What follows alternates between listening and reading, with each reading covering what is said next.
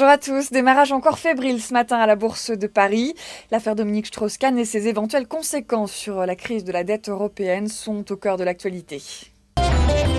À suivre aujourd'hui, Carrefour qui tient une journée investisseur très attendue des analystes qui espèrent des réponses à leurs questions sur les grandes manœuvres autour de Dia et de l'immobilier du groupe.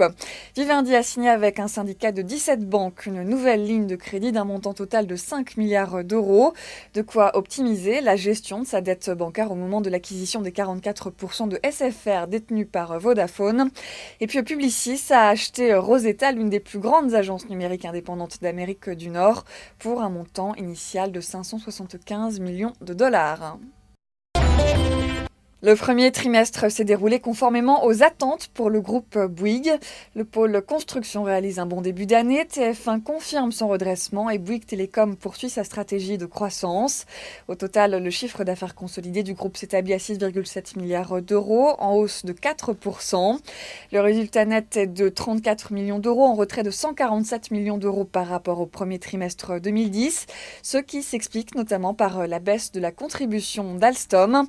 Bouygues a légèrement relevé son objectif de chiffre d'affaires annuel. Il table sur une croissance de 2,2% contre 1,5% auparavant. Voilà, c'est la fin de ce flash. On se retrouve tout à l'heure à midi.